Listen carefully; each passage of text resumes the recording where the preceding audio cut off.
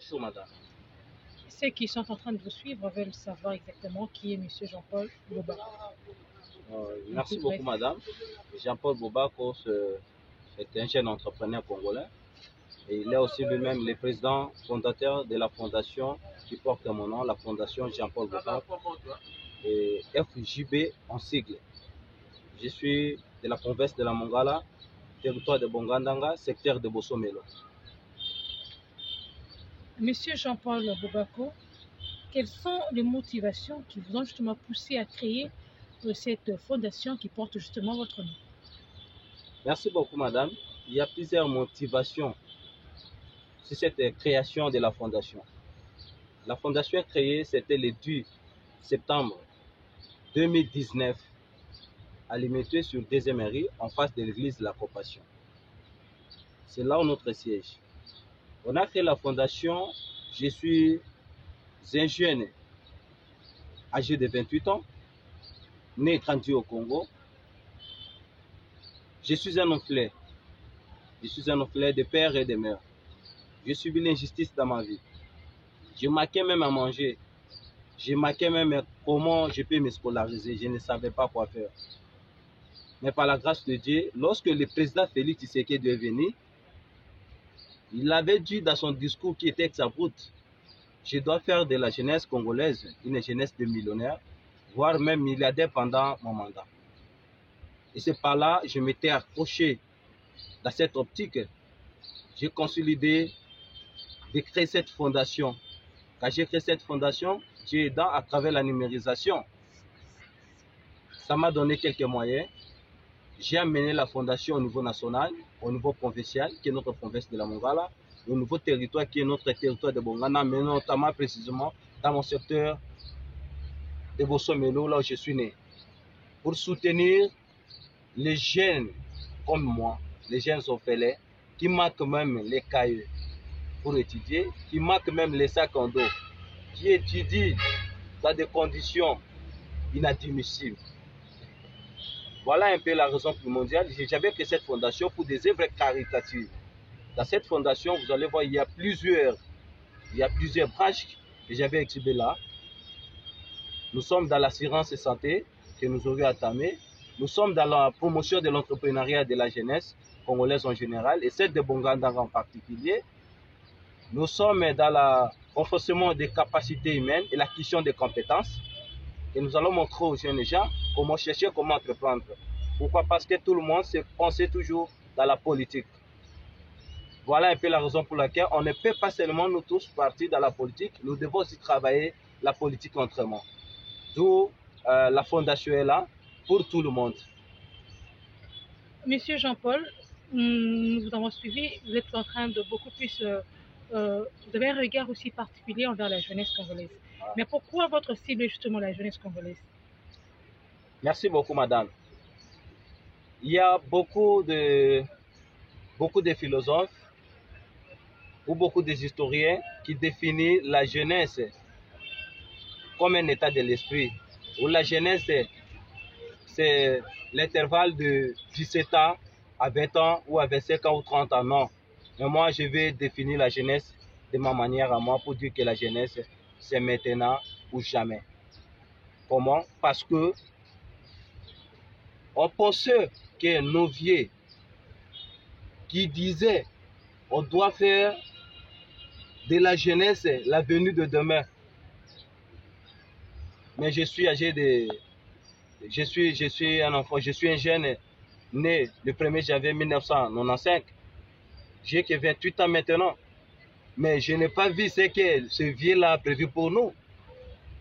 Et d'où maintenant là, moi je ne peux pas laisser encore mes enfants ou nos enfants à nous qui vont venir, qui puissent encore entrer dans cette idéal, dans cette désidérata héroïque de ces vieux pour dire que non, ils vont encore patienter que la jeunesse sera l'avenir de demain ou le lendemain. Non, la jeunesse c'est l'avenir d'aujourd'hui. Et voilà, c'est ma façon de me révolter. Au lieu que je reste seulement un acteur entrepreneurial, je jugeais bon de devenir aussi un acteur politique pour chercher à défendre les terrains de la jeunesse qui était longtemps perdue. Car la population de Bongandanga que je suis moi-même, des natifs de là regorge je donne juste depuis 2017, la population de Bongandanga peut avoir, je dis bien, depuis Bongandanga, depuis 2017, Bongandanga peut avoir 1 114 350 habitants. Depuis 2017. Ok. Et avec une grande superficie, la superficie est 33 912 km². Super. Et avec 4 secteurs, qui est des secteurs de Bosso Melo, les secteurs de Bosso Simba, les secteurs de Bosso Nzanoa, ainsi que les secteurs de Bongandanga Satre. Mais je pense, là-bas chez nous, il n'y a que des vieux qui étaient dans des histoires politiques. Mais cette fois-ci, moi je dis non, je ne peux pas quand même me laisser. Il faut que j'entre dans l'Assemblée nationale pour défendre l'intérêt de la jeunesse. Parce que tout ce que nous faisons, nos enfants nous demanderont, nos enfants nous poseront des questions. Quand tu étais ministre, quand tu étais le député national, quand tu étais conseiller au cabinet du président, quand tu étais le président de la République, qu'est-ce que tu faisais? Quel était votre rôle là-bas? Tu défendais qui? Parce que nos vieux, nos amis d'aujourd'hui oublient que tout ce que nous faisons dans l'Internet, nos enfants finiront à regarder et nous poseront des questions. Donc moi, je n'ai pas voulu aller toujours parler les gens de la politique. Je dois parler de l'entrepreneuriat parce que je vais gagner ma vie dans l'entrepreneuriat. Et voilà pourquoi j'ai créé ma fondation pour consolider l'unité, être l'ambassadeur de la jeunesse congolaise en général et celle de ma circonscription électorale qui est le territoire de Bongandanga en particulier. Monsieur Jean-Paul, en plus bref, nous pouvons dire que vous êtes candidat député national. Mais certes, je suis candidat député national dans le regroupement AABG.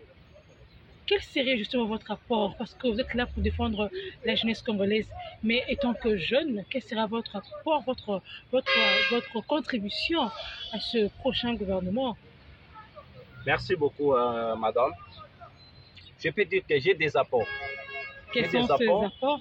Je peux vous citer 2 ou 3 ou 4 pour vous dire d'abord, je maîtrisais l'entrepreneuriat de la jeunesse congolaise que j'ai fait face. Je peux être tout premier jeune qui a fait chiffre d'affaires dans l'entrepreneuriat de la jeunesse à travers les téléphones, la numérisation que vous négligez. J'ai quelque chose qui peut amener la nouvelle technologie mondiale. Deuxième des choses, je maîtrise d'abord moi-même, je suis un Congolais de père et de mère, je maîtrise mon pays et surtout ma province. Pire encore, je maîtrise mon territoire de Bongandanga, qui est ma circonscription électorale. Je connais la souffrance et je suis un villageois. Je ne suis pas un Quinois, je ne suis pas un Français, je ne suis pas un Nigérien, je suis un Congolais, un villageois de Bongandanga dans le secteur de Bosso Melo. Je connais comment mes frères et sœurs, comment ma population de Bongandanga souffre. J'ai des apports dans l'agriculture, j'ai des apports dans des pêches. J'ai coupé les champs. Moi, j'ai pêché, madame, dans le fleuve Congo que vous voyez ici. J'ai pêché. Et je suis ici à Kinshasa. J'ai fait mes études. J'ai fini ici à Kinshasa. J'ai créé mon entreprise à moi qui m'a fait ce que je suis aujourd'hui. Je suis marié et père de 3 filles grâce à l'entrepreneuriat. Donc, j'ai quelque chose que je vais amener pour ajouter de ce qui était déjà. Très bien. Monsieur Jean-Paul, avec beaucoup d'ambition que vous avez et beaucoup de projets, est-ce que votre candidature n'a pas été rejetée auprès des autorités? Parce qu'en voyant tout ça, on a l'impression que ça pourrait être boycotté par d'autres personnalités. Madame, merci beaucoup. C'était une belle question d'ailleurs. Moi aussi, j'avais entendu parler. La candidature de M. Jean-Paul Boba Kwanokumu, le chouchou de Bongandanga, ne sera pas accepté parce qu'il est trop jeune. Non, non. Nous, étant que jeunes, je suis aussi expert en consultation du Conseil national de la jeunesse. Lorsque nous avions reçu les chefs de l'État dans l'Assemblée nationale, et là-bas, les chefs de l'État nous ont encouragé, nous, la jeunesse, d'aller déposer nos candidatures. Et je suis allé déposer ma candidature. Madame, ils ont cherché comment faire tout possible écarter ma candidature, mais je vous dis aujourd'hui, ma candidature a été acceptée. Je suis le candidat fiable et le chouchou de la population de Bongandanga. Dans le regroupement AABG, Action audible pour la bonne gouvernance. Je suis candidat député national Et je serai élu. Là, je vous informe. Qu'est-ce qui Je vous serai confirme élu. et vous rassure que vous serez élu? Parce que, je suis fiable. Je suis fiable dans ma province, dans mon pays, et dans mon territoire, voire dans mon secteur. Et je suis le tout premier jeune qui a influencé la jeunesse de Bongandanga, qui a fait preuve de la maturité de la jeunesse de Bongandanga. Ça pourtant la distinction des sexes ou des races ou de nos obédiences politiques. Je suis un jeune qui a fait preuve de ça. Je sais que je serai élu. Et la jeunesse me fait confiance et la population me fait confiance. Surtout nos notables me font confiance. Je sais que je serai élu.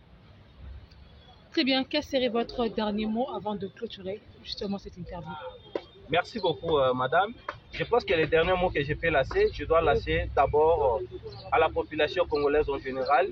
Je vous informe des gens, la fondation Jean-Paul Bobako, FJB en sigle, avait déjà fait sa sortie officielle et maintenant il est en train de redynamiser sa fondation à travers toute l'étendue de la République. Il va mettre beaucoup son accent sur la province de la Mongala et dans les territoires de Bongandanga, où je suis le candidat député national. Et dans cette occasion, je pense que ma vraie sortie médiatique, ça sera la semaine prochaine, le mardi ou jusqu'à samedi, vous aurez ma première sortie médiatique, où je vous parlerai de mes ambitions politiques, je vous parlerai de mes projets de société, je vous parlerai des perspectives d'avenir, je vous proposerai des solutions que notre président, son Excellence, Félix Tshisekedi Tshilombo, prendra pour son deuxième mandat pour chercher à restituer à la jeunesse congolaise sa liberté qui était longtemps courbée, longtemps perdue. Voilà. Et donc pour vous dire que moi je fais confiance à ce président de la République et qui nous a fait aussi confiance que la jeunesse se mette dans cette compétition pour chercher à donner la majorité à l'Assemblée nationale aux élections législatives 2023 qui nous pointent à l'horizon. Merci beaucoup, M. Jean-Paul. Je vous remercie, madame, et je salue la population congolaise et surtout les hommes intègres, les territoires intègres, la jeunesse et la population des territoires de Bongandanga. Je vous aime tant, je suis avec vous, je suis votre chouchou. Ne vous inquiétez pas, je vous arrive. Donc le mois prochain, je serai avec vous. Préparez-vous les terrains. On doit montrer combien la jeunesse s'est mobilisée, combien la population a voulu que la jeunesse soit à la tête des territoires de Bongandanga. Merci. Merci.